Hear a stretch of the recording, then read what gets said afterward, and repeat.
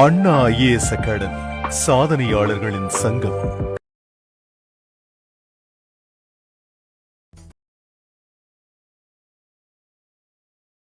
Welcome to Anna IAS academy. நம்ம இந்த சீரீஸ்ல என்ன பார்க்க போறோம்? தமிழ்நாடு வளர்ச்சி நிர்வாகம் இருக்கு இல்லையா, அதாவது யூனிட் 5ல எக்கனாமியை கூட தமிழ்நாடு வளர்ச்சி நிர்வாகம் இணைச்சிருக்கிறாங்க.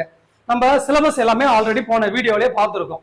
அதுல ஃபர்ஸ்ட் நம்ம பார்க்க வேண்டிய டாபிக் வந்து தமிழ்நாட்டில் கல்வி வளர்ச்சி, அதாவது தமிழ்நாட்டில் கல்வி முறைகள் எப்படி இருக்கு அதான் பார்க்க போறோம். நான் ஏற்கனவே சொல்லியிருக்கிறேன், சிலபஸ் நம்ம அனலைஸ் பண்ணும் போதே சொல்லியிருக்கோம். இந்த சீரீஸ்ல வந்து தமிழ்நாட்டில் வளர்ச்சி நிர்வாகத்தை நம்ம கம்ப்ளீட்டா முடிக்க போறோம். ஃபர்ஸ்ட் எப்படி பார்க்க போறோம்? குரூப் 4க்கு என்ன தேவையோ அந்த சிலபஸை முடிக்கிறோம். அதன் பிறகு எதை பார்க்கலாம் அப்படின்னா, குரூப் 1 குரூப் 2 சிலபஸ்ல இருக்க அந்த டாபிக் பார்க்கலாம். ஃபர்ஸ்ட் குரூப் 4, அப்புறமா அந்த டாபிக். ஸோ அப்படி பார்த்து இந்த சீரீஸை கம்ப்ளீட்டா நம்ம அதை முடிச்சு கொடுக்க போறோம். அப்ப நீங்க என்ன பண்ணுங்க, தொடர்ந்து பார்த்துட்டு வாங்க. இதுல ஏற்கனவே சொன்ன மாதிரி ஃபர்ஸ்ட் நம்ம பார்க்க வேண்டிய டாபிக் தமிழ்நாட்டில் கல்வி முறைகள். சிலபஸ்ல தமிழ்நாட்டில் கல்வி மற்றும் சுகாதார முறைகள் அப்படின்னு இருக்கும். சுகாதார முறைகள் தனியா பார்க்கலாம். ஃபர்ஸ்ட் நம்ம பார்க்க வேண்டியது எஜுகேஷனல் சிஸ்டம், கல்வி முறையை மட்டும் பார்க்க போறோம். சரி, அவங்க சிலபஸ்ல என்ன கொடுத்துருக்காங்க? தமிழ்நாட்டில் கல்வி முறைகள் அப்படிதான் கொடுத்துருக்காங்களே ஒழிய அது தற்கால கல்வி முறையா, இல்ல சுதந்திரத்துக்கு முன்னாடியா, இல்ல இந்த விடுதலை டைம்ல நடந்தது அந்த அந்த காலகட்டமா, எதுவுமே அதுல கொடுக்கல. அப்போ தமிழ்நாட்டில் கல்வி முறைன்னும் போது நம்ம ஒட்டுமொத்தமா தான் பார்க்கணும். ஒட்டுமொத்தமா 3ஆ பிரிக்க போறோம்.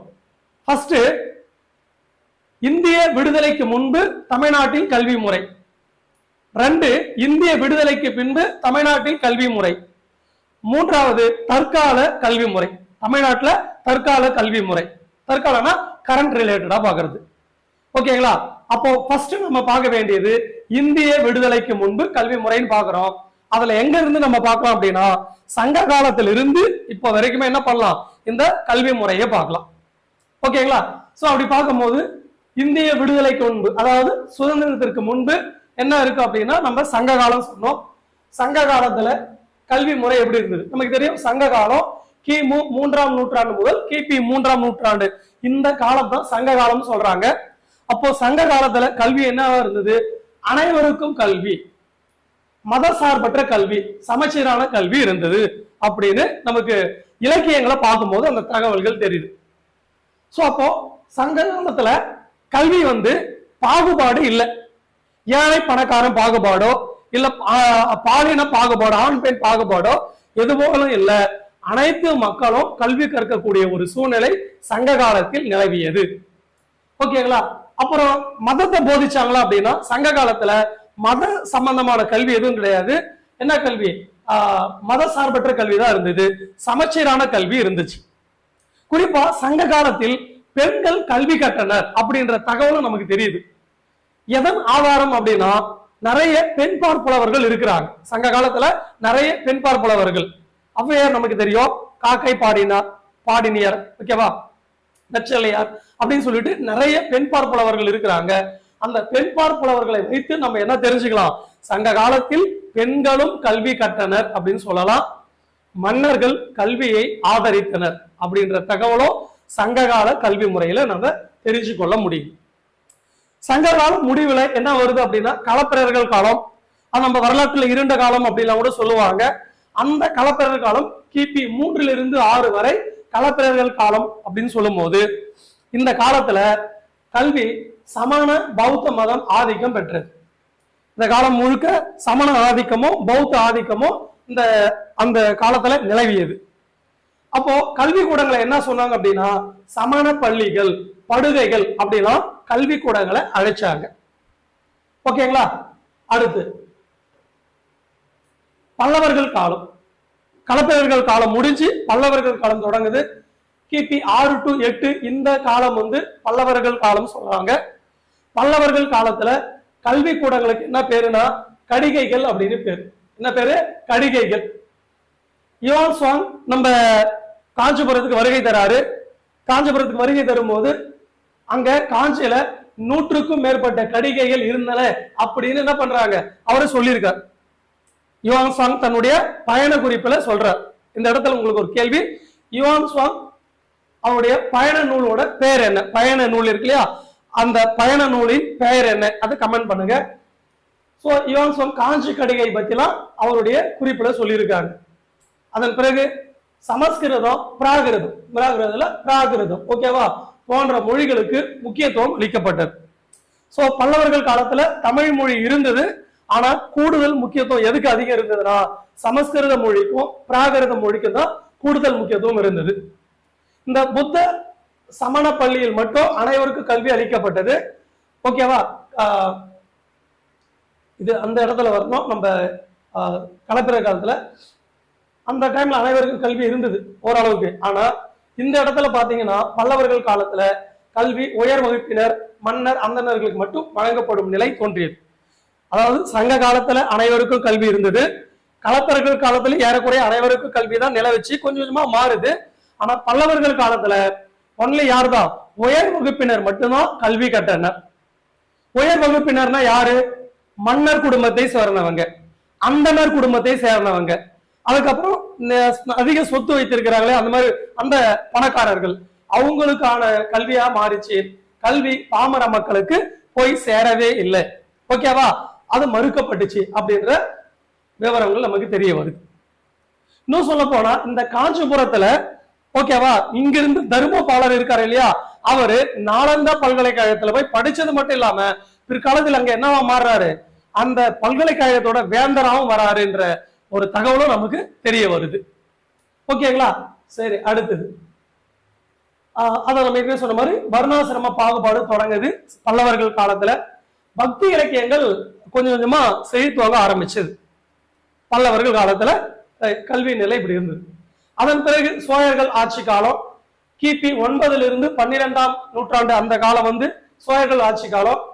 இலவச கல்வி இருந்தது, கல்விக்கு மானியம் கொடுத்தாங்க. ஓகேங்களா, அந்த மானியத்துக்கு என்ன பேர் அப்படின்னா சதுர்வேதி மங்கலம், திருபுவனை, திருவாவடுதுறை, இப்படி எண்ணாயிரம். ஓகேங்களா, இப்படி எல்லாம் என்ன பண்றாங்க, கல்விக்காக மன்னர்கள் மானியம் வழங்குறாங்க. அதெல்லாம் இந்த ஊர். ஓகேவா, திருவாவடுதுறையில ஒரு வேத கல்லூரி கூட என்ன பண்ண நிறுவிருக்கிறாங்க. அதன் பிறகு தமிழுக்கு முக்கியத்துவம் தந்தாங்க. அந்த டைம்ல பாத்தீங்க அப்படின்னா திருவிடை காலை கல்வெட்டு என்ன சொல்லுது, நூலகம் இருந்தது அதுன்னு கூட சொல்றாங்க. இன்னும் சொல்ல போனா அந்த டைம்ல வெட்னரி மருத்துவ கல்லூரி கூட இருந்தது அப்படின்னு தகவலும் நமக்கு தெரிய வருது. ஓகேங்களா, அடுத்து பாண்டியர்கள் காலம். அதன் பிறகு அந்த 12ஆம் to 14 அந்த நூற்றாண்டு பாண்டியர்கள் காலம். அப்போ கல்வி என்ன சொல்றாங்க அப்படின்னா கடிகை சாலை அப்படின்னு சொல்றாங்க. இந்த பள்ளிக்கூடத்தை என்ன சொல்றாங்க, இல்ல கல்வி நிறுவனத்தை சாலைன்றாங்க, கடிகைன்னு சொல்லுவாங்க. முக்கியமா பாண்டியர்கள் காலத்துல சாலை அப்படின்னு சொன்னாங்க. எடுத்துக்காட்டு காந்தலூர் சாலை, திருவனந்தபுரத்து அருகில் இருக்கிற காந்தலூர் சாலை இதுக்கு எடுத்துக்காட்டா சொல்லலாம். ஆசிரியர்கள் மன்னர்கள் ஆசிரியர்களுக்கு நிலக்கொடை வழங்குறாங்க, கல்விக்காக மானியம் வழங்குறாங்க, அது நிலமா வழங்குறாங்க. அதனால நிலக்கொடைன்னு சொல்லுவாங்க, நிலக்கொடைன்னு சொல்லுவாங்க. அதுக்கு பேரு சாலபோகம், அதுக்கு பேரு சாலபோகம் அப்படின்னு பேரு. பாண்டியர்கள் காலம் முடிவுல விஜயநகர காலம், நாயக்கர் காலம் உருவாகுது. இந்த பாண்டியர்கள் காலத்திலும் சரி அல்லது சோழர்கள் காலத்தில் முன்னாடி இருந்த சோழர்கள் காலத்திலையும் கல்வி உயர் வகுப்பினர்கள் மட்டும்தான் கட்டுறாங்க. பாமர மக்களுக்கு அப்பயும் கல்வி போய் சேரவே இல்லை. அதன் பிறகு விஜயநகரம் நாயக்கர் காலத்துல தெலுங்கு சமஸ்கிருதம் முக்கியத்துவம் பெற்றுச்சு. தென்னை பள்ளி அப்போ என்ன பண்றாங்க, பள்ளி தென்னை பள்ளியா மாறுது. உயர் வகுப்பினர் மட்டுமே இப்பயுமே கல்வி இருக்கிறாங்க. குறிப்பா பிராமணர்கள் மட்டும்தான் கல்வி கற்கிறாங்க அந்த சொல்லுவாங்க. இறுதி காலத்துல தான் இவங்களுடைய ஆட்சி முடிவுல தான் குறிப்பா ஆங்கிலேயர் அதாவது ஐரோப்பியர்கள் வரும்போதுதான் நவீன பள்ளிகள் உருவாச்சு. நவீன பள்ளிகள் ஏன் உருவாகுனா மத பிரச்சாரம் செய்வதற்காக நவீன பள்ளிகள் உருவாகுறாங்க. சோ இப்படிதான் சங்க காலம் முதல் இந்த விஜயநகர காலம் வரை கொஞ்சம் கொஞ்சமா நான் நடந்துட்டு வருது. இந்த கல்வி முறை மாற்றம் அடைஞ்சு வருது. ஓகேங்களா, அடுத்தது ஐரோப்பியர்கள் காலம். நம்ம முன்னாடி பார்த்ததெல்லாம் தமிழ்நாட்டுல யார் யாருடைய ஆட்சி காலம் இருந்து அதெல்லாம் பாக்குறோம். அதுக்கு அடுத்து ஐரோப்பியர்கள் இந்தியாவுக்குள்ள வராங்க. ஐரோப்பியர்கள் காலத்துல கல்வி நிலை எப்படி இருந்ததுன்னு பாக்குறோம். அப்படி பார்க்கும்போது போர்ச்சுகீசியர்கள் நமக்கு தெரியும் 1542 புனித சேவியர் ஒரு தென் தமிழ்நாட்டுக்கு வராரு. தமிழ்நாட்டிலே தெற்கு பகுதியில் அந்த கன்னியாகுமரி அந்த பகுதிகளை போறாரு, தூத்துக்குடி கன்னியாகுமரி பகுதிகளை பரதவ மக்களிடையே ஒரு என்ன பண்றாரு, பள்ளிகளை தொடங்குறாரு. அதுக்கு பேரு இறை பள்ளிகள் அப்படின்னு பேர். என்ன பள்ளிகள்? இறை பள்ளிகள். சோ அந்த டைம்ல என்ன பண்றாருன்னா பள்ளிகள்ல உணவு போடக்கூடிய அந்த முறையை கொண்டு வர, பள்ளிகளில் உணவு வழங்கும் முறையை யார் கொண்டுட்டு வருது? பிரான்சிஸ் சேவியர் அப்படின்னு சொல்லக்கூடிய புனித சேவியர் கொண்டுட்டு வர்றார். ஓகேவா? சோ அந்த அவர் தொடங்கின பள்ளிக்கு இறை பள்ளிகள்னு பேர். எந்த மக்களிடையே தொடங்குறாரு? பரதவ மக்களிடையே தொடங்குறாரு. பரதவ மக்கள்னா மீனவ மக்கள். பரதவ மக்கள்னா மீனவ மக்கள். பெரும்பாலும் இவங்களுடைய நோக்கம் என்னவா இருந்தது? மதத்தை பரப்புவதாக இருந்தது. ஓகேவா? சோ அவர் இங்க கல்வி போதிக்கிறது ஒரு பக்கம் இருந்தாலும் பெரும்பாலும் மத கல்வி தான் அதுல என்ன பண்றாங்க, போதிக்கிறாங்க.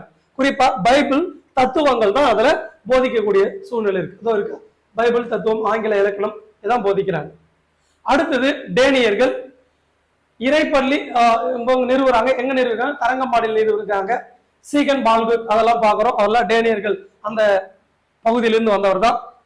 மதம் பரப்பதான் முக்கியத்துவம் கொடுக்குறாங்க. இவங்களும் மதத்தை பரப்புவதற்கு முக்கியத்துவம் கொடுக்குறாங்க. சோ இதே சீகன் பால்கு, இதே டேனியர்கள் அச்சுக்கூடத்தை நிறுவுறாங்க. பைபிள், தமிழ் இதெல்லாம் என்ன பண்றாங்க, சொல்லி கொடுக்குறாங்க மாணவர்களிடையே. அடுத்தது பிரெஞ்சுக்காரர்கள் பாண்டிச்சேரி, காரைக்கால் போன்ற இடங்கள்ல கல்வி நிறுவனங்களுக்கு நிறுவுறாங்க. அவங்க நிறுவன அந்த கல்வி நிறுவனத்துக்கு கோத்திஸ் அப்படின்னு பேர். அவங்க அந்த நிறுவிய கல்வி நிறுவனத்துக்கு கோத்திஸ் அப்படின்னு சொல்றாங்க. சோ இப்படி ஒவ்வொன்றா போயிட்டே இருக்கு. அடுத்து ஆங்கிலேயர்கள், இதான் நம்ம அதிகமா பார்க்க போறோம். ஆங்கிலேயர்கள் உண்டு உறைவிட பள்ளிகளை தொடங்குறாங்க.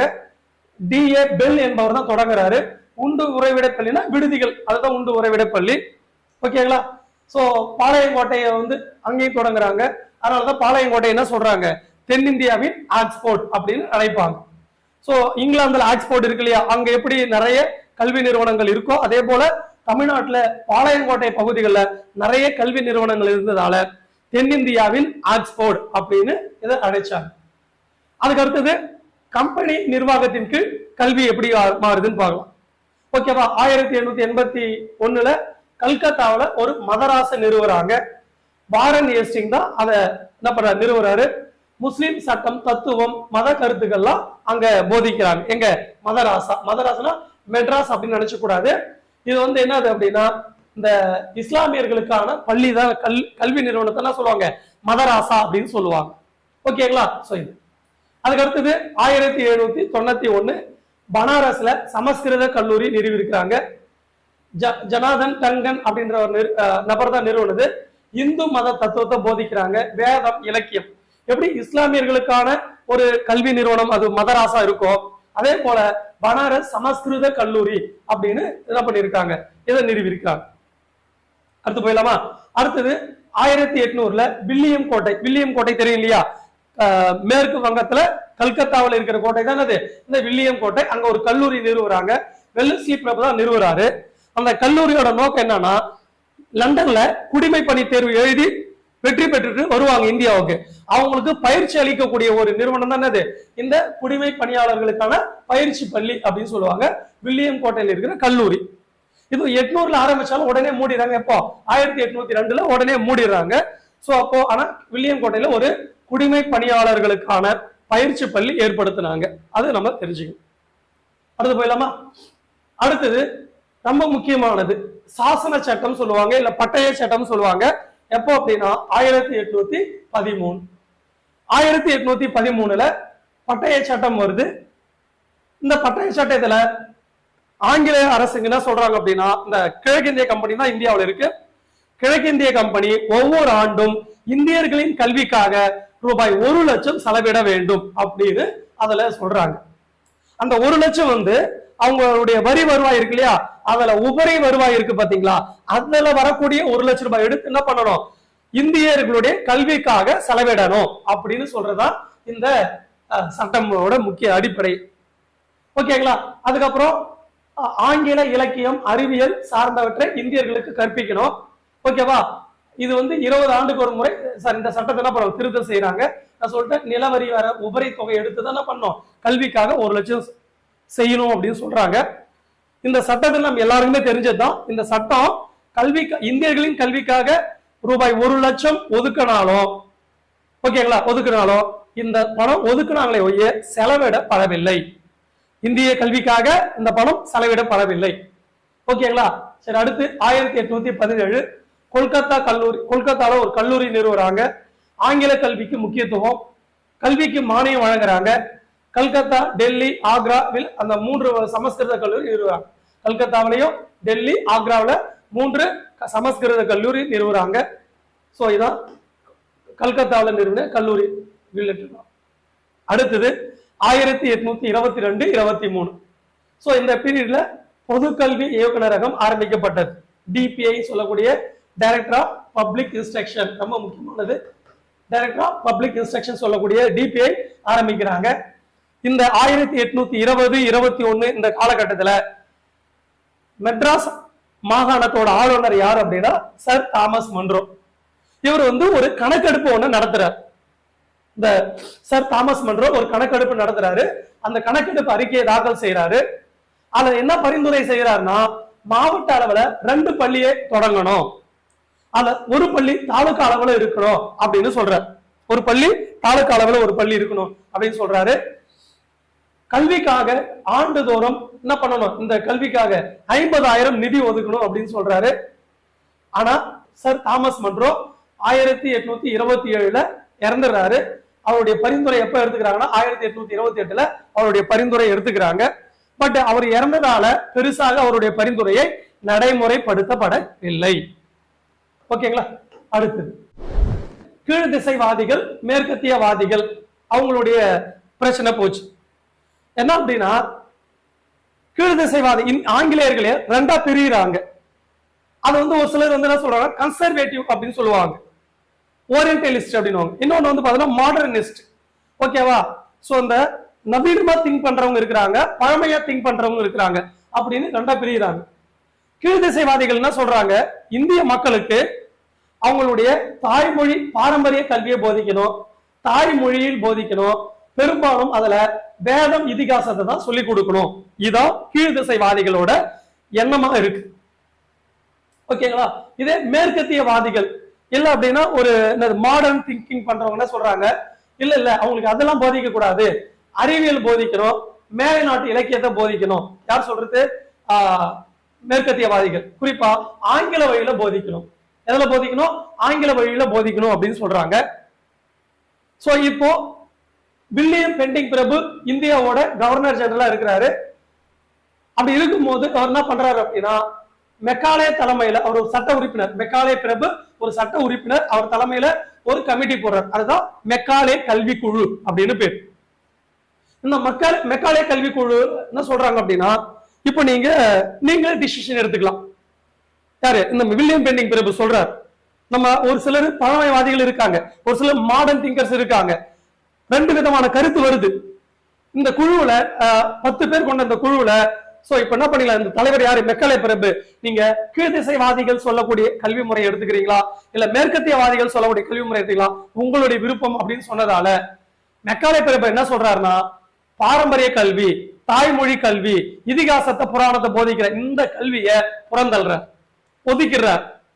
ஏன்னா இந்திய இலக்கியங்கள் மூட நம்பிக்கையை வளர்க்கிற மாதிரி இருக்கு, அதன் படிச்சா கொஞ்சம் கூட அறிவு வளராது. அதனால் இந்திய கல்வி முறை, அதுவும் இந்த பாரம்பரிய கல்வி முறை சுத்தமா வேஸ்ட் அப்படின்னு சொல்லிட்டு மேற்கத்தியவாதிகள் சொன்ன கல்வி முறையை ஏத்துக்கிறாரு. அவர் கூட அதை ஏத்துக்கிட்ட ஒரு வார்த்தை சொல்றாரு, நிறத்தாலும் ரத்தத்தாலும் அவர்கள் இந்தியரா இருக்கலாம், ஆனா சிந்தனையால, தத்துவத்தால, ரசனையால அவங்க என்னவா இருக்கணும், ஆங்கிலேயர்களா இருக்கணும் அப்படின்னு சொல்றதா இந்த மெக்காலேயோட எண்ணமா இருக்கு. இப்படி அந்த ஸ்டேட்மெண்ட் சொல்றாரு. நம்மளுடைய புத்தகத்திலும் இருக்கும், எக்ஸாம்ல ரொம்ப முக்கியமான ஒரு கேள்வி அது வர வாய்ப்பு இருக்கு. சோ அப்ப பாருங்க, அவங்க இந்தியர்கள் ரத்தத்தாலையும் நிறத்தாலையும் இந்தியர்களா இருக்கட்டும், பிரச்சனை இல்லை, ஏன்னா அதை மாத்த முடியும். ஆனா அவங்களுடைய எண்ணம், செயல், சிந்தனை, ரசனை எப்படி இருக்கணும், ஆங்கிலேயர்கள் மாதிரி திங்க் பண்ணணும் அப்படின்னு சொல்றதுதான் இந்த முறை, இவர் சொல்ற மெத்தட். சோ அப்போ இதை விமர்சிக்கிறாங்க. என்ன விமர்சிக்கிறாங்க அப்படின்னா, குமஸ்தா கல்வி முறை அப்படின்னு சொல்றாங்க. மெக்காலே கல்வி முறைய குமஸ்தா கல்வி முறை அப்படின்னு சொல்றாங்க. ஏன் அப்படின்னா, அது சிந்தனையை உருவாக்கல, மனப்பாட கல்வியை தான் உருவாக்குது. இப்ப இருக்கிற இந்த கல்வி முறை மெக்காலே பிரபு உருவாக்குன கல்வி முறை தான். இதனால் புது புது ஐடியாஸ் எல்லாம் வரப்போறது இல்ல. ஒரு நிறுவனத்துல போய் வேலை செய்யலாம் இல்லையா, அதுக்குதான் யூஸ் ஆகுமே ஒழிய ஒரு நிறுவனத்தை தொடங்குற அளவுக்கு ஒரு அறிவு இருக்குமா அப்படின்னா இருக்காது அப்படின்னு சொல்றதுதான் இந்த மெயினான குற்றச்சாட்டா இருக்கு. ஸோ அதனால்தான் மெக்காலே பிரபு கல்வி அந்த கொள்கையை கொமஸ்தா கல்வி முறை அப்படின்னு சொல்லுவாங்க. சரி, இவர் இந்த மெக்காலே பிரபு வேற என்ன சொல்றாரு? ஆங்கில கல்வி தான் சொல்லிட்டாரு. கல்விக்கு மானியம் உண்டு, தாய்மொழி கல்வி இருக்கு, நீங்க தாய்மொழியில கல்வி போட்டிக்கலாம் நடத்தலாம், ஆனா என்ன கிடையாது, மானியம் கிடையாது, மானியம் இல்லை அப்படின்னு சொல்றாரு. ஓகேங்களா? அடுத்து கீழ்நோக்கி பரவல் திட்டம், இது ரொம்ப முக்கியமானது. இதான் ஃபர்ஸ்ட் 1830 கீழ்நோக்கி பரவல் திட்டம். அது என்ன கீழ்நோக்கி பரவல் திட்டம் அப்படின்னா டவுன்வர்ட் ஃபில்ட்ரேஷன் தியரின்னு சொல்லுவாங்க. இது ஆங்கிலேயர் உயர் வகுப்பினருக்கு என்ன பண்ணுவாங்க, கல்வி கற்பிப்பாங்க. உயர் வகுப்பினர் தனக்கு கீழே இருக்கிற மக்களுக்கு என்ன பண்ணணும், கல்வி கற்கணும். ஏன்னா ஆங்கிலேயர் என்ன திங்க் பண்றாங்க, குறிப்பா அந்த கிழக்கிந்திய கம்பெனி என்ன திங்க் பண்றாங்க, இந்தியாவில் இருக்கிற மக்களுக்கு கல்வியை போதிப்பது நம்மளுடைய வேலை இல்லை, அதுக்காக நம்ம இந்தியாவுக்கு வரல. ஓகேவா? அப்போ கல்வி ஒரு ரெஸ்பான்சிபிலிட்டி இருக்கு, ஒரு பொறுப்பு இருக்கு. கல்வி கத்து தரோம். யாருக்கு கத்து தருவோம்? மேல்தட்டு மக்களுக்கு, உயர் வகுப்பினருக்கு மட்டும்தான் நாங்க கல்வி தருவோம். அந்த உயர் வகுப்பினர் படிச்சுட்டு அவங்க தன்னுடைய கீழே இருக்கிற மக்களுக்கு என்ன பண்ணலாம், பாமர மக்களுக்கெல்லாம் கல்வி சொல்லி தரலாம் அப்படின்ற ஒரு கான்செப்டை முன்மொழிறாங்க. அதுக்கு பேர் தான் கீழ்நோக்கி பரவல் திட்டம் அப்படின்னு பேரு. 1830 இந்த திட்டம் உருவாகும். சரி, அதன் பிறகுதான் மெக்காலே பிரபு கல்விக் கொள்கை வருது. அதன் பிறகு வந்ததுதான் 1854 வந்த சார்லஸ் வூட் அறிக்கை. ஓகேவா? சோ இந்த சார்லஸ் வூட் அறிக்கை நிறைய விஷயம் பேசுறதால இந்திய கல்வி முறையில ஒரு ஒரு ஒரு மாற்றத்தை ஏற்படுத்தியதால, நிறைய உரிமைகள் வழங்கினதால இது இந்திய கல்வியின் மகாசாசனம் அப்படின்னு சொல்லுவாங்க. இந்திய கல்வியின் மகாசாசனம், மேக்னா கார்ட்டா ஆஃப் த இந்தியன் எஜுகேஷன் அப்படின்னு சொல்றதா இந்த சார்லஸ் வூட் அறிக்கை. ஓகேங்களா? சரி, இவங்க என்ன சொல்றாங்க, வட்டார மொழியில கல்வி கற்கணும், ஆங்கில வழி கல்வி இருக்கு. அது எப்போ 5ஆம் வகுப்பு வரை வட்டார மொழி கல்வி, ஆங்கில வழி கல்வி போதிக்கலாம். அதன் பிறகு ஆசிரியர் கல்வி நிறுவனம் தொடங்கணும், இவங்க சொல்றதுதான். அப்படி அதை ஏத்துக்கிட்டு 1856 சைதாப்பேட்டையில முதல் ஆசிரியர் கல்வி நிறுவனம் நிறுவிருப்பாங்க. அதன் பிறகு லண்டன் பல்கலைக்கழகத்துல, லண்டன்ல இருக்கிற மாதிரி பல்கலைக்கழகம் இந்தியாவிலே ஏற்படுத்தணும்னு சொல்லுவாங்க. அதையும் ஏத்துக்கிட்டு 1857 இந்தியாவில 3 இடத்துல என்ன பண்றாங்க, ஒரு பல்கலைக்கழகம் நிறுவுறாங்க. அதுக்கு பேர் தான் சென்னை பல்கலைக்கழகம், அதான் Madras university, Calcutta university, Bombay university, இப்படின்னு 3 யூனிவர்சிட்டி பல்கலைக்கழகம் நிறுவுறாங்க. எதை அடிப்படையாக கொண்டு? லண்டன் பல்கலைக்கழகத்தை அடிப்படையாக கொண்டு. சார்லஸ் வூட்ல சொல்றதா இது எல்லாமே, அந்த அறிக்கையில சொல்றதா. அதுக்கு அடுத்தது ஹண்டர் குழு அறிக்கை. ஹண்டர் குழு என்ன சொல்றாங்க, வைஸ்ராய், ஓகேவா, அப்போ ரிப்பன் பிரபு இருந்தாரு, அவருடைய டைம்ல போட்டதான் ஹண்டர் குழு. கல்வி வளர்ச்சியை ஆராய இந்த கமிட்டி போடுறாங்க. தொடக்க கல்விக்கு முக்கியத்துவம் அளிக்க இது பரிந்துரை செய்து, பெண் கல்விக்கு இம்பார்ட்டன்ட் கொடுக்கணும்னு சொல்லுது. கல்வியை மேம்படுத்த உள்ளாட்சி அமைப்புகளிடம் அதிகாரம் அளிக்கணும். தனியார் பள்ளி மேல்நிலை பள்ளி வரை என்ன பண்ணணும், அனுமதி வழங்கணும் அப்படின்னு சொல்றாங்க. அது இல்லாம பஞ்சாப் பல்கலைக்கழகம் எப்ப ஏற்படுத்துறாங்க, 1882. அலகாபாத் பல்கலைக்கழகம் 1887 அப்படின்னு இந்தியாவில் கல்வி நிறுவனங்களை ஏற்படுத்திட்டே வராங்க. அப்புறம் ராலே குழு, அப்ப கர்சன் பிரபு இந்தியாவோட வைஸ்ராய் 1902 போடுறாங்க. தேசிய எழுச்சியின் உற்பத்தி கேந்திரமாக பல்கலைக்கழகங்கள் உள்ளன அப்படின்னு சொல்றதுதான் ராலே குழு. இது தாமஸ் ராலே அப்படின்னு தலைமையில போடுறாங்க. பல்கலைக்கழகங்களின் நிலையை ஆராய்வதற்காக அமைக்கப்பட்ட குழுதான் ராலே குழு. இதன் விளைவாக 1904 இந்திய பல்கலைக்கழக சட்டம் இந்திய பல்கலைக்கழக சட்டம் இயற்றப்பட்ட ஆண்டு 1904. எல்லாமே ஸ்கூல் புக்லயே இருக்கு, இந்த இன்ஃபர்மேஷன்லாம் ரொம்ப ரொம்ப முக்கியமானது. ஓகேவா?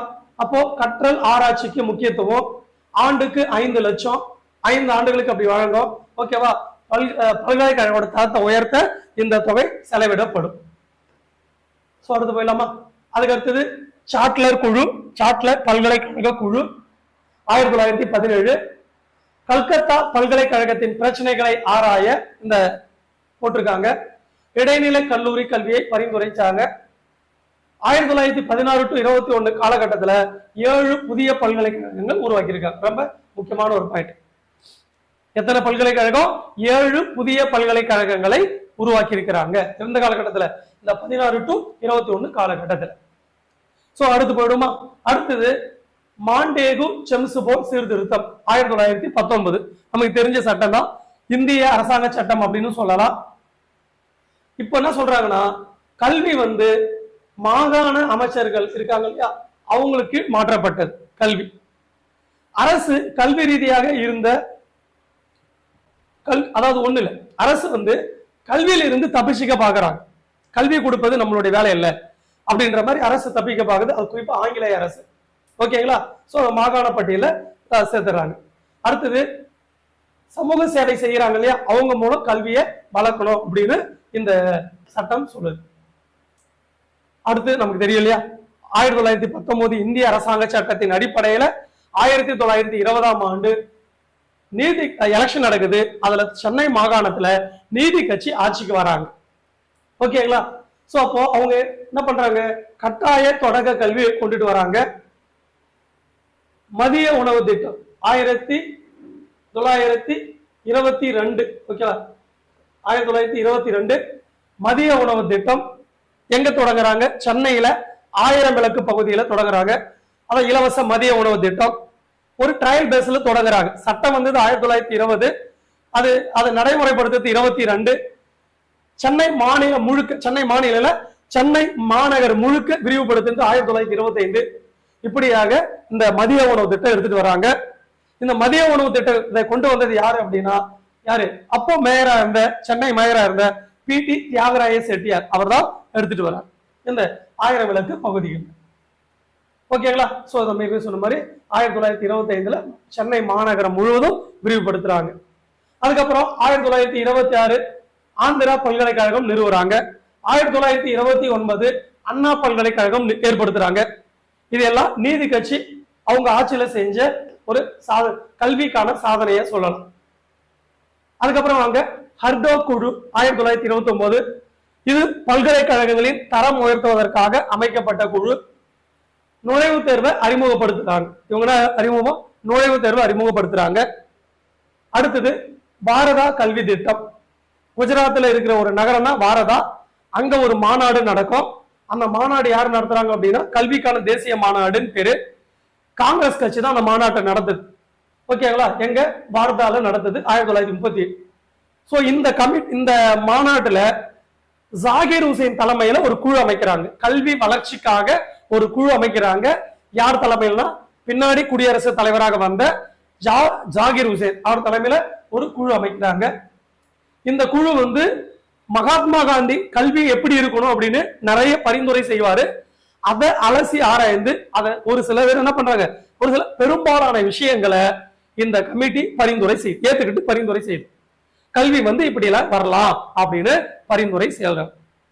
ஓகேங்களா? அதான் அப்ப அவங்க என்ன சொல்றாங்க, 7 வயது முதல் 14 வயது வரை இருக்கிறாங்க இல்லையா, அவங்களுக்கு இலவச கட்டாய கல்வி வழங்க வேண்டும். இலவச கட்டாய கல்வி வழங்க வேண்டும். கல்வி எப்படி இருக்கணும் அப்படின்னா, செயல் வழி கற்றல் இருக்கணும் சொல்றாங்க. செயல் மூலம் கற்றல் இல்லது செயல் வழி கற்றல், லேர்னிங் த்ரூ ஆக்டிவிட்டின்னு சொல்லுவாங்க. செயல் வழி கற்றலா இருக்கணும். ஓகே, இது இந்த செயல் வழி கற்றல் யார் சொன்னது? காந்தி பரிந்துரை செய்த ஒரு கல்வி முறை. அதன் பிறகு ஓகேவா, இந்த 1ல இருந்து ஏற்கனவே சொன்ன மாதிரி 1ல இருந்து 7 வயது இருக்காங்க இல்லையா, இவங்களுக்கு தாய்மொழி வழி கல்வி. ஓகேவா, 7ல இருந்து 12 இருக்கு இல்லையா, இந்த வயது வரும்போது 2ஆம் வகுப்புல இருந்து 7ஆம் வகுப்பு இந்திய என்ன பண்ணணும், வகுப்புல புகுத்தணும் அப்படின்னு சொல்றாங்க. இந்தியும் இதுக்கு கொடுக்கணும் சொல்றாங்க. ஓகேவா, 2வது பாடமா இந்தி. அதுக்கப்புறமா என்ன, ஆங்கில கல்வி. அதாவது இந்த ஏஜ்ல இருக்கிறவங்களுக்கு ஃபர்ஸ்ட் ஸ்டாண்டர்ட் செகண்ட் ஸ்டாண்டர்ட் சொல்றேன் இல்லையா, இந்த டைம்ல இருக்கிறவங்களுக்கு என்ன பண்ணணும், தாய்மொழி கல்வி. செகண்ட்ல இருந்து 7th ஸ்டாண்டர்ட் இருக்காங்க இல்லையா, அது அப்ப இந்தி அறிமுகப்படுத்தணும். 8th அந்த ஸ்டாண்டர்டுக்கு மேல ஆங்கில கல்வி என்ன பண்ணணும், சொல்லணும், கொடுக்கணும் சொல்றாங்க. ஸோ இந்த செயல் வழி கற்றல் காந்தி அவர் சிந்தனையில உருவான கல்விதான். ஸோ கல்வி எப்படி இருக்கணும் அப்படின்னா, அப்படியே மனப்பாடம் பண்ணாம செயல் வழி மூலம் கற்கணும் அப்படின்னு சொல்றதுதான் செயல் வழி கற்றல். சரி, அதன் பிறகு இந்த கல்வி இந்த குழு எப்படி பரிந்துரை செய்யுது, இந்த முதல் 2 வகுப்பு இருக்கு இல்லையா, அது தாய்மொழி வழியில இருக்கணும். இரண்டாம் வகுப்புல இருந்து அதுக்கு பிறகு என்ன பண்ணணும், இந்திய இரண்டாவது மொழியை அறிமுகப்படுத்தணும். 8ஆம் வகுப்பிற்கு பிறகு ஆங்கிலத்தை என்ன பண்ணணும், அறிமுகப்படுத்தணும். சோ அப்படின்னு என்ன பண்றாங்க, இந்த குழு சொல்லுது, இந்த வார்தா குழு சொல்லுது. அப்போ இதுல தெரியுது 1937 இந்த காலகட்டம். இப்ப என்ன பண்றாங்க அப்படின்னா, வார்தா குழு இந்திய திணிக்கிற மாதிரி இருக்கு. அது இல்லாம அதுல ஒரு சிலது வந்து கைத்தொழிலையும் போதிக்கிற மாதிரி இருக்கு. இத 1937 தான் இந்த வார்தா கல்வி குழு அறிக்கை வருது, இந்த மாநாடு போடுறாங்க, இது வருது.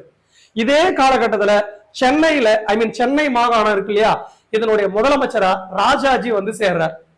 அங்க வார்தா கல்வி இருக்கும் போது இங்க ராஜாஜி முதலமைச்சரா இருக்கிறாரு. சோ அப்ப என்ன பண்றாரு, அந்த கல்விய முறை தமிழ்நாட்டுல நம்ம இன்ட்ரோ பண்ணலாம், அதாவது மெட்ராஸ் மாகாணத்துல நம்ம அறிமுகப்படுத்தலாம் அப்படின்னு அறிமுகப்படுத்துறாரு. பள்ளிகளில் இந்தி கட்டாயம் அப்படின்னு சொல்றார். பள்ளிகளில் இந்தி கட்டாயம் சொல்றார். இந்த இப்படி சொல்லும் போதுதான் தமிழ்நாட்டில முதலா இந்தி எதிர்ப்பு போராட்டம் உருவாகுது. நமக்கு தெரியும் 1937, 38, 39, குறிப்பா 38 தான் அது ரொம்ப வீரியமா இருக்கும்.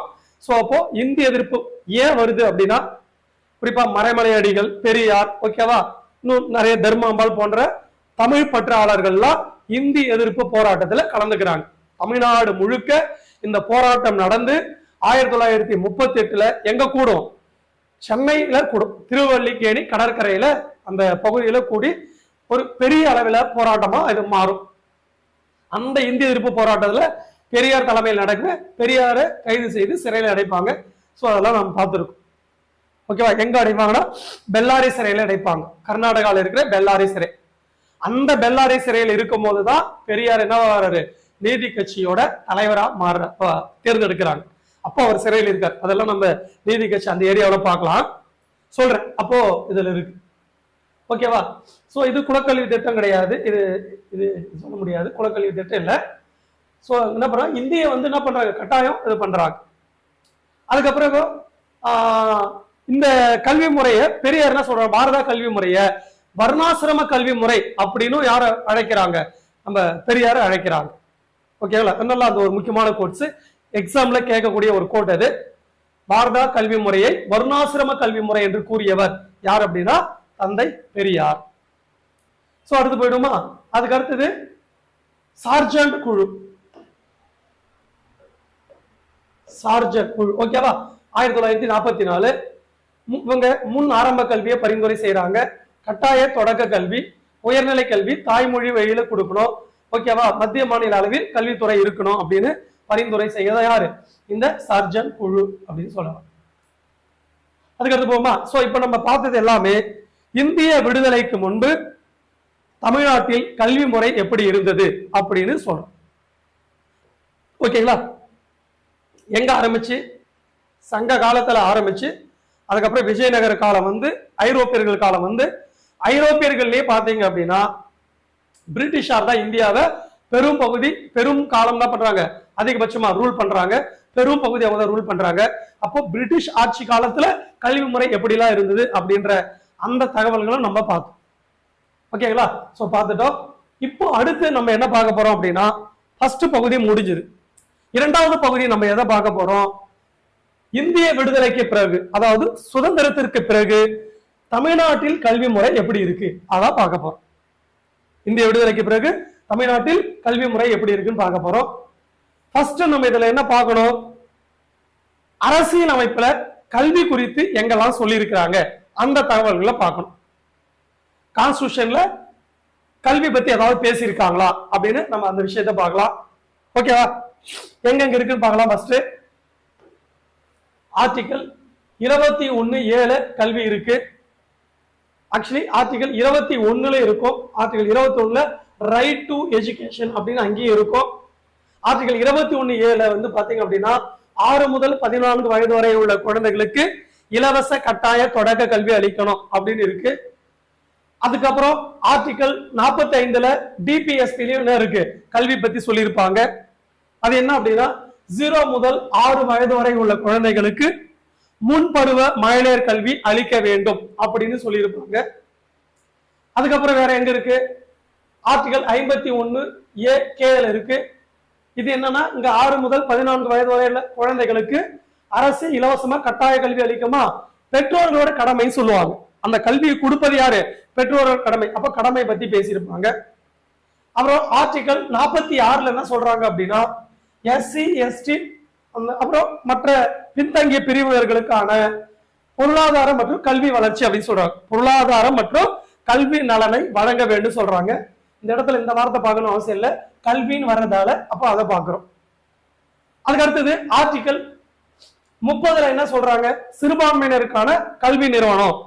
இந்தியாவில் இருக்கிற சிறுபான்மையினர்கள் கல்வி நிறுவனங்களை நிறுவி நிர்வகிக்கும் உரிமை இருக்கு இல்லையா, அதை சொல்றாங்க. ஓகேங்களா? அப்போ எங்கெங்கெல்லாம் வந்துகிட்டே இருக்குன்னு பாருங்க. சோ அதுக்கப்புறம் வேற சில ஆர்டிகளும் இருக்கு. அப்புறமா இந்த கல்வி மத்திய பட்டியல் இருக்குமா, பொது பட்டியல் இருக்குமா, மாநில பட்டியல் இருக்குமா அப்படின்னு பார்க்கும்போது பொது பட்டியல் இருக்கு. ஆரம்பத்துல மாநில பட்டியல இருந்து பின்னாடி எங்க போச்சு, பொது பட்டியல் போயிருக்கு. சோ அப்போ அது கான்ஸ்டிடியூஷன்ல சொல்லியிருக்காங்க. அதன் பிறகு ஆர்டிகல் 357 ஆரம்ப கல்வி தாய்மொழி கல்வி. ஓகேவா? இதை வழங்கணும், அதை பத்தி சொல்லி இருப்பாங்க. ஓகேங்களா?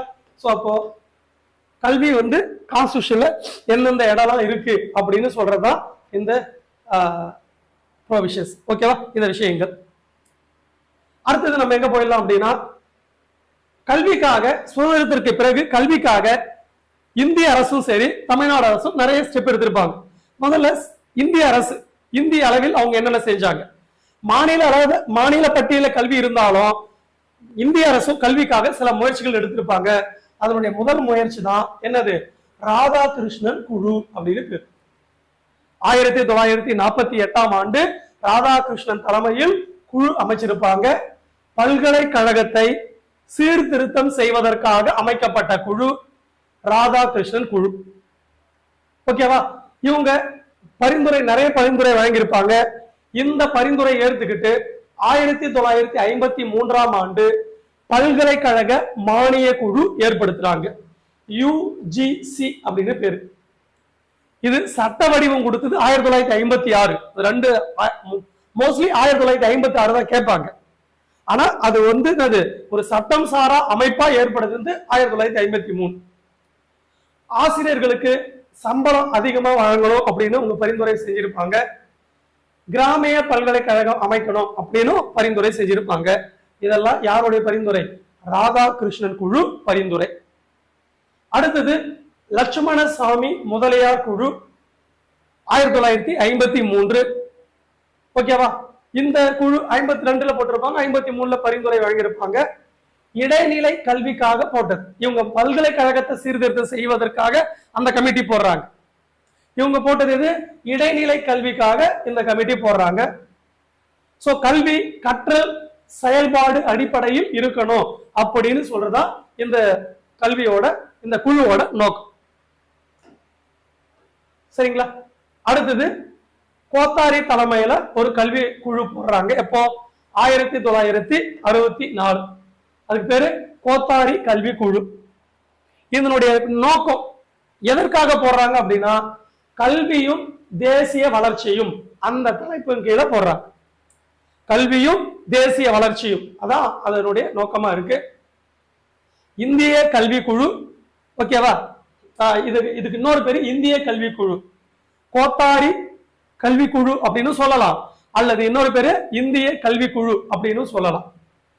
இவங்க என்ன சொல்றாங்க, இந்திய கல்வி படி, அதாவது இந்தியன் IAS IPS இருக்கிற மாதிரி இந்தியன் எஜுகேஷனல் சர்வீஸ் ஏற்படுத்தணும் சொல்றாங்க.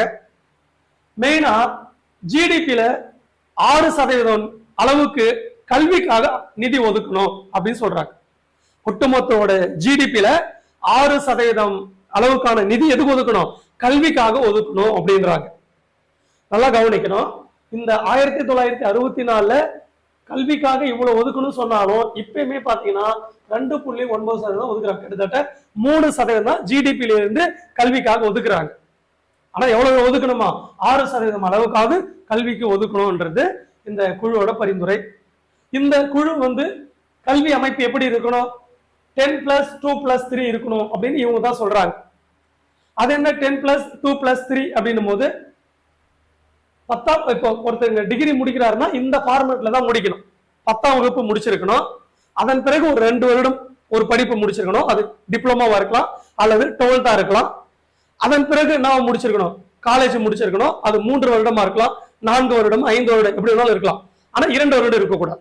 சோ அப்படி சொல்றதா இந்த 10+2+3 அப்படின்னு சொல்றது. ஓகேவா? அதுக்கு அடுத்தது அதுக்கு அடுத்து 42வது அரசியலமைப்பு சட்ட திருத்தம் 1976. இதன்படி கல்விய மாநில பட்டியலிருந்து என்ன பண்றாங்க, பொது பட்டியலுக்கு மாத்துறாங்க. இது ஒரு கல்வியில ஒரு முக்கியமான மாற்றமா பாக்குறாங்க. முக்கியமான மாற்றம்னா மாநில அரசுக்கு ஒரு பாதகமான மாற்றம் தான். ஆனா இந்திய அளவில் ஏற்படுத்திய ஒரு முக்கிய மாற்றம் கல்விய மாநில பட்டியலிருந்து பொது பட்டியலுக்கு மாற்றியது. ஓகேங்களா? அடுத்து சரி, இப்போ கோத்தாரி கல்விக்குழு பரிந்துரைகளை ஏத்துக்கிட்டு இந்திய அரசு என்ன பண்றாங்க, தேசிய கல்விக் கொள்கை வெளியிடுறாங்க. தேசிய கல்விக் கொள்கை முதல் முறையா ஒரு தேசிய கல்விக் கொள்கை வெளியிடுறாங்க. நேஷனல் எஜுகேஷன் பாலிசி அப்படின்னு, நேஷனல் எஜுகேஷன் பாலிசி அப்படின்னு வெளியிடுறாங்க. இதன் அடிப்படையில இலவச கல்வி வழங்கணும் சொல்றாங்க, கட்டாய கல்வி, தாய்மொழி கல்வி, மும்மொழி கொள்கை இவங்க நடைமுறைப்படுத்துறாங்க.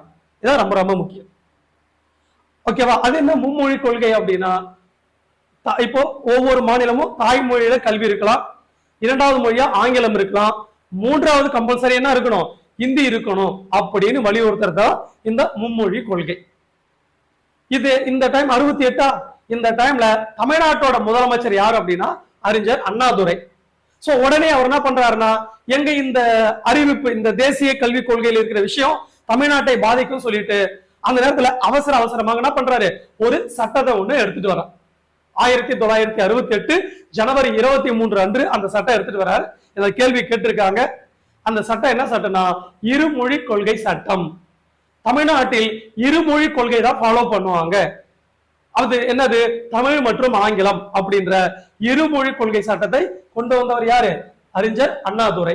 ஓகே, எப்போ 1968. ஓகேங்களா? சரி, அந்த டைம்ல 68 நல்லா கவனிக்கணும். இந்த தேசிய கல்விக் கொள்கை சக்சஸ் ஆனா அந்த அளவுக்கு சக்சஸ் இல்லை. ஏன் அப்படின்னா அப்பெல்லாம் கல்வி எங்க இருக்கு, மாநில பட்டியல் இருக்கு. அதனால தேசிய கல்விக் கொள்கையை பெருசா இந்தியாவில் இருக்கிற மாநிலங்கள் அதை கண்டுக்கல. அது இல்லாம அந்த மாநில பட்டியல் இருந்ததால அந்தந்த மாநிலம் முடிவு செஞ்சுக்கலாம் இல்லையா, அப்படின்னும் போது நம்ம தமிழ்நாடு அரசும் இருமொழி கொள்கை தான் அப்படின்னு ஸ்ட்ராங்கா சொல்லிட்டாங்க.